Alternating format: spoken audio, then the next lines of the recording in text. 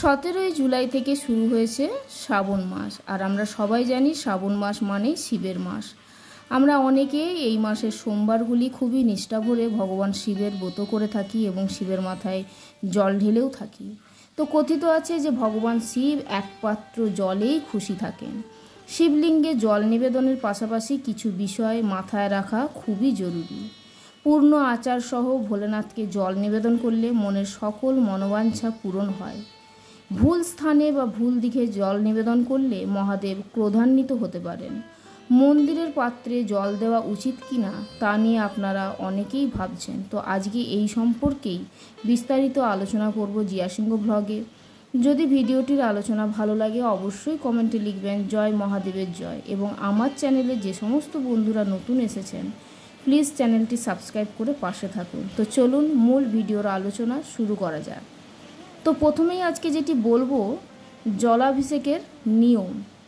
ভগবান শিবকে রুদ্রও বলা হয়, তাই জলাভিষেক রুদ্রাভিষেকও নামেও পরিচিত। সোনা, রূপা বা তামার পাত্রে শিবলিঙ্গে জল নিবেদন করতে হবে। শিবলিঙ্গে জল নিবেদনের জন্য মন্দিরের পাত্র ব্যবহারে কোনো দোষ নেই। প্রকৃত অর্থে আপনি যদি আপনার বাড়ি থেকে জল সংগ্রহ করে শিবলিঙ্গে অর্পণ করেন তাহলে আপনার এবং আপনার বাড়ির ইতিবাচকতা বৃদ্ধি পায়। মহাদেব তার ভক্তদের ভক্তি এবং তাদের নিঃস্বার্থ অনুভূতি ও কর্মে সন্তুষ্ট হন এবং তাদের আশীর্বাদ করেন। শিবলিঙ্গে জল নিবেদনের সময় কোন মন্ত্রটি জপ করতে হবে সেটি এখন আমি বলে দেব। ভগবান শিবকে জল নিবেদন করার সময় যদি এই একটি বিশেষ মন্ত্র জপ করেন তবে এর ফলাফল বহুগুণ পাওয়া যায়। মন্ত্রটি হলো ওম নমঃ শিবায়। এছাড়াও এই মন্ত্রগুলিও জপ করতে পারেন শ্রী ভগবতে শম্বিভায় নমঃ, স্নানিয়ম জলম সমর্পয়ামি, ওম হ্রিম হরণ নমঃ শিবায়, ওম তৎপুরুষায় বিদ্মহে মহাদেবায় ধীমহি তন্ন রুদ্র প্রচোদয়াৎ। শিবলিঙ্গে জল নিবেদনের সঠিক পদ্ধতিটি এবার বলবো। শিবলিঙ্গে জল নিবেদনের সময় বিশেষ খেয়াল রাখবেন মুখ যেন সবসময় দক্ষিণ দিকে থাকে। এই দিকটিকে সবচেয়ে শুভ বলে মনে করা হয়। এই দিকে জল নিবেদন করলে মনের সব ইচ্ছা পূরণ হয়। ভুল করেও পূর্বমুখী শিবলিঙ্গে জল নিবেদন করবেন না। এই দিকে জল নিবেদন করলে ভগবান শিবের ক্রোধ বাড়ে। শিবলিঙ্গে জল নিবেদনের সময় মুখ উত্তর বা পশ্চিম দিকে থাকাও উচিত নয়। এই দিকগুলির মুখোমুখি জল দেওয়া সম্পূর্ণ ফলাফল দেয় না। তো বন্ধুরা, ভোলেনাথকে খুশি করার জন্য শ্রাবণ মাসের সোমবার সবচেয়ে গুরুত্বপূর্ণ। আর এই শ্রাবণ মাসের সোমবারে উপবাস, তপস্যা, দান, পূজা, অভিষেক প্রভৃতি ব্যবস্থা গ্রহণ করলেও বহুগুণ বেশি ফল পাওয়া যায়। ভগবান শিব প্রসন্ন হন এবং তার ভক্তদের প্রতিটি ইচ্ছা পূরণ করেন। তো বন্ধুরা, আজকে আমি এখন বলবো যে সোমবারের প্রতিকার হিসেবে আপনারা কি করবেন এই শ্রাবণ মাসে।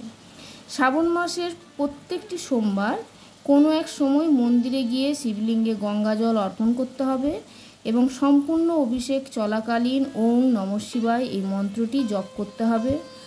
আপনার দ্বারা ক্রমাগত এটি করলে আপনি জীবনে প্রচুর সুখ, সমৃদ্ধি এবং সাফল্য পেতে শুরু করবেন। এই প্রতিকারের মাধ্যমে আপনি আপনার কর্মজীবনেও অগ্রগতি পাবেন। এছাড়াও যদি আপনার অর্থের অভাব হয় তবে শ্রাবণ মাসের শেষ সোমবার হলুদ চন্দন দিয়ে ভগবান শিব শম্ভুর তিলক লাগান। এতে শিব প্রসন্ন হন এবং অর্থ ও শস্য দান করেন। এর পাশাপাশি বৃহস্পতি রাশিতেও শুভ ফল দিতে শুরু করে।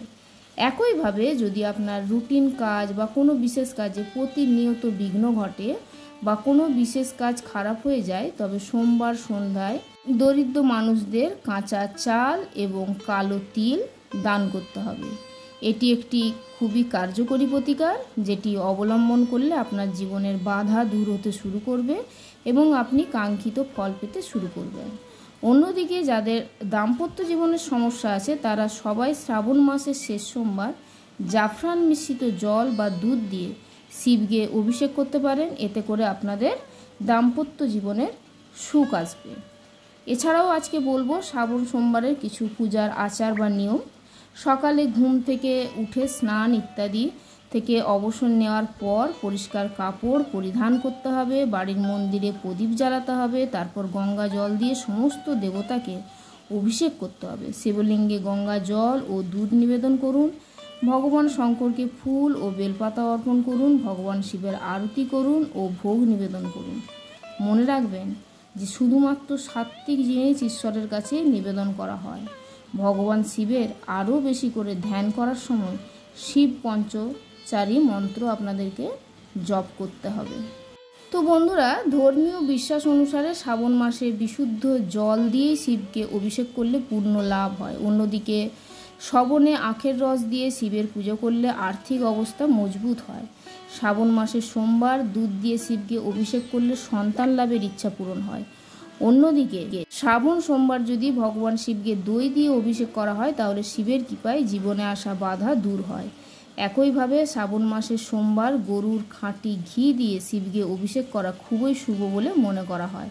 এমনটা বিশ্বাস করা হয় যে শিবকে ঘি দিয়ে অভিষেক করলে স্বাস্থ্য সংক্রান্ত সমস্যা দূর হয়। এছাড়াও শ্রাবণ মাসের সোমবার গঙ্গা জল দিয়ে শিবকে অভিষেক করা অত্যন্ত শুভ বলে মনে করা হয়। এছাড়াও বিশ্বাস করা হয় যে এটি বাড়িতে সুখ ও সমৃদ্ধি নিয়ে আসে। এছাড়াও বন্ধুরা, আপনাদের সমস্ত রকম বাধা বিপত্তি কাটানোর জন্য, সুখ সমৃদ্ধি নিয়ে আসার জন্য আপনারা এই পবিত্র শ্রাবণ মাসে মহামৃত্যুঞ্জয় মন্ত্র জপ করতে পারেন। এখন আমি সেই মন্ত্রটি বলেই আজকের ভিডিওটি শেষ করব। ওং ত্র্যম্বকম যজামহে সুগন্ধিম পুষ্টিবর্ধনম উর্বারুকমিব বন্ধনান মৃত্যুমুখ্য মাহুমৃতাৎ। জয় দেবাদিদেব মহাদেবের জয়। শেষ করলাম আজকের ভিডিওর আলোচনা। যদি ভালো লাগে অবশ্যই কমেন্টে লিখবেন জয় মহাদেবের জয়। এবং আমার চ্যানেলে যে সমস্ত বন্ধুরা নতুন এসছেন চ্যানেলটি সাবস্ক্রাইব করে পাশে থাকুন। পরের বার নতুন কোনো ভিডিও নিয়ে আসবো। আপনারা শ্রাবণ মাসটি পবিত্র, সেই জন্য সোমবারগুলি খুব নিষ্ঠা ভরে পালন করুন। শিবের আশীর্বাদ আপনারা সবাই ভালো থাকুন, সুস্থ থাকুন। জয় দেবাদিদেব মহাদেবের জয়।